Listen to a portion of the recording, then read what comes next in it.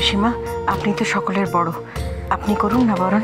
না না বড় বৌমা, তুমি এবারে বড় বউ, মেয়ে জামাইকে বরণ তুমিই করবে। না আর দেরি করো না, ওরা বাইরে দাঁড়িয়ে আছে, শুরু করে দাও। এই নো নেই শাক ভাজা। আসো তুমি, এসো। হ্যাঁ চলো চলো।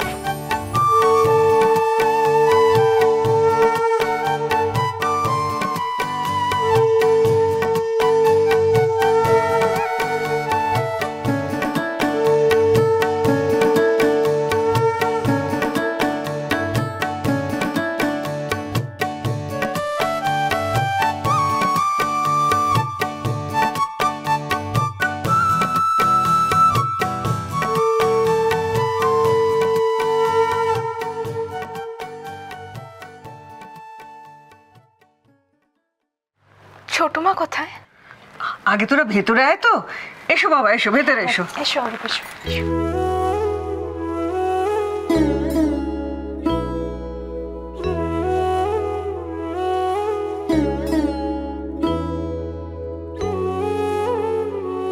ওমা, তুমি দাঁড়িয়ে রইলে কেন? ভেতরে চলো। ওকে তো চিনলাম না। আরে ফুল পিসি হচ্ছে অরূপের বোন মুন্নি, বিয়ের সময় এসেছিল, তোমার মনে নেই? ওহো, ভুলে গেছি, বয়স হয়েছে তো আজকাল মনে থাকে না। এসো এসো এসো, প্লিজ এসো।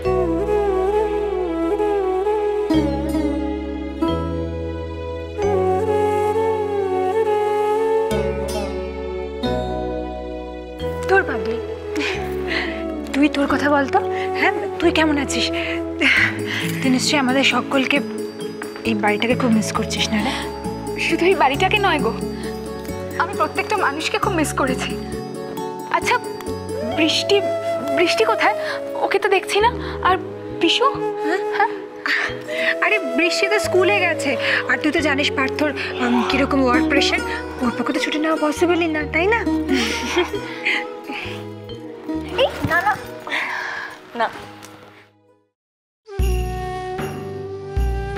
দেখেছো অব্র, ওলি কিন্তু একবারও জিজ্ঞেস করলো না ওর ছোড়দা ভাই আর বৌমনি ওকে একবার মিস করেছে কিনা।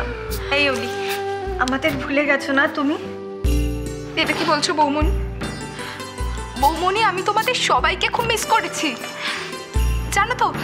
সবসময় মনে হতো যে তোমরা কখন কে কি করছো। জানিস তো, মনে হতো এই বুঝি তোরা একসময় সবাই ডিনার করছিস আর বৌরানি তোদের। অব্র দেখো না, অরূপ দাঁড়িয়ে আছে। এই কি ব্যাপারটা কি অরূপ? অলির থেকেও তো বেশি লজ্জা পাচ্ছ তুমি। শ্বশুর বাড়িতে আসার পর বসতে বললে বসা যায় না? না না, আসলে আমি ভাবছিলাম বাড়ির বাকিরা সবাই, মানে বাবা, ছোট মা, এমনকি রাঙামাকেও তো। সবার সাথে দেখা হবে, এখন একটু বসো। ছোট মা কি বাড়িতে নেই? না, আসলে ছোট একটু বেরিয়েছে, ওই কনকের ব্যাপারে কি দরকার ছিল বলল। আর সাত্তকীকে তো এখন রোজই কোর্ট কাছারি করতে হচ্ছে।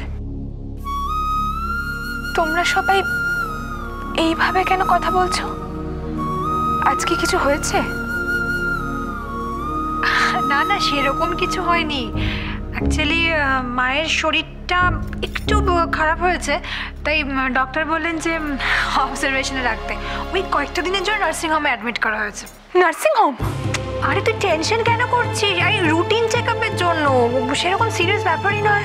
না না, নার্সিংহোমে যখন দিতে হয়েছে তার মানে ছোটখাটো কিছু হয়নি। আর আজ আমি এলাম, আজকেই রাঙামাকে নার্সিংহোমে নিয়ে যেতে হলো। নিশ্চয়ই বাড়াবাড়ি কিছু হয়েছে। রাঙামা কোন নার্সিংহোমে গেছে? তুই এরকম করছিস কেন? হ্যাঁ, অস্থির অস্থির করিস না। আরে বৌদিকে তো জানিস, ওর ছেলে মানুষের রোগ হয়েছিল। হ্যাঁ রে, জানে তো, বাড়িতে 2 বউ আছে, বাড়ির লোক সব উপচে রয়েছে, একটু সেবা যত্ন খাওয়ার শখ হয়েছে। ওষুধ খায়নি, ব্যাস অমনি অসুখ করে গেল। কি বিরাট বাড়ি, আর কত দামি দামি জিনিসপত্র।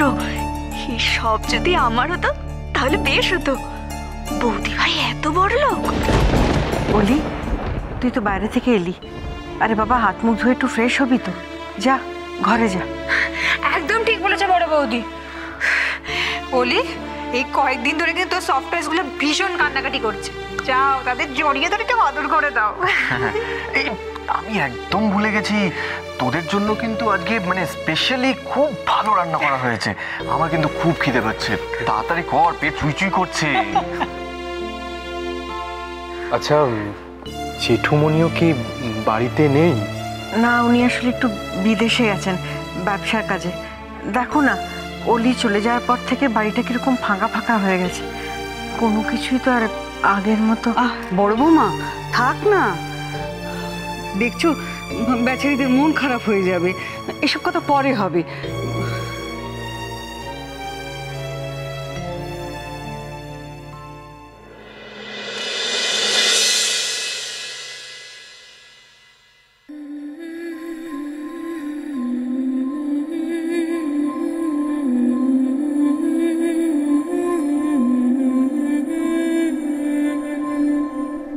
ওখানে কি করছো অলি?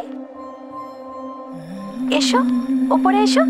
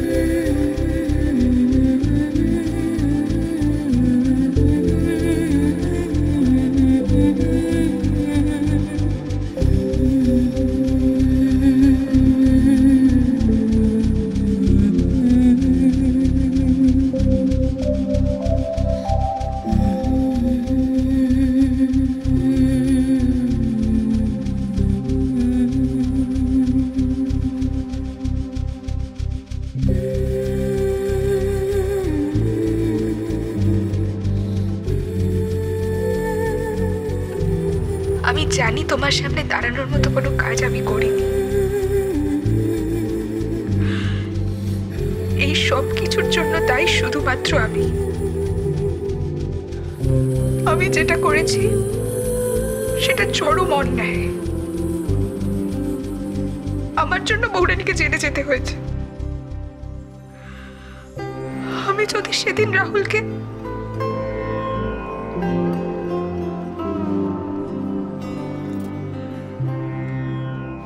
করবো, তুমি আমাকে বলে দাও না আমি কি করব।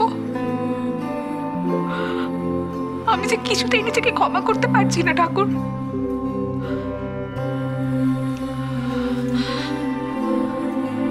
আমি বৌরানীকে ভাবে কষ্ট পেতে দেব না। এই সব কিছুর জন্য শাস্তি একমাত্র আমার প্রাপ্য। দরকার পড়লে আমি সবাইকে সবকিছু বলে দেব, আর তারপর আমি বৌরানীকে ফিরিয়ে আনবো।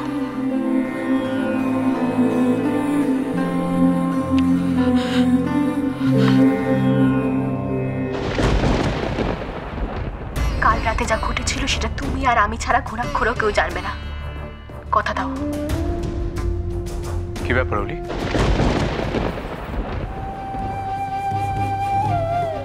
তুমি হঠাৎ করে নিচ থেকে দাদা ভাইয়ের ঘরে চলে এলে?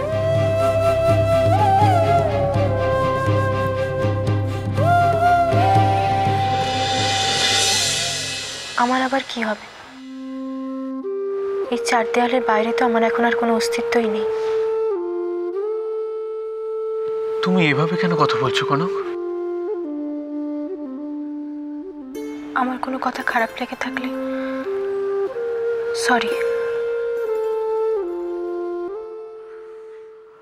আমি বুঝতে পারছি কনক, একজনের পক্ষে এভাবে চার দেয়ালের মধ্যে থাকাটা যে কত কষ্টকর। তাও আবার তুমি নির্দোষ। সেটার বিচার তো হয়েই গেছে, আমি দোষী। এখানে থাকাটাই আমার ভাগ্য। কনক, আমি কি তোমাকে কোনোভাবে হার্ট করেছি, তুমি আমার কোনো কথায় কি খারাপ মনে করেছো? যে না না, চুপ করে থেকো না, তুমি এড়িয়ে যেও না কোনো।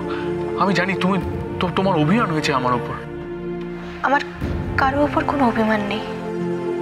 কনক, দেখো আমরা তো সবাই চেষ্টা করছি, জানি একটু সময় লাগছে, কিন্তু কিন্তু আমরা সবাই চেষ্টা করছি তো। আমার কি ভালো লাগছে বলো তোমাকে ছাড়া এইভাবে থাকতে? আমি নিজের জন্য ভাবছি না, তুমি ভালো থাকলেই আমি খুশি।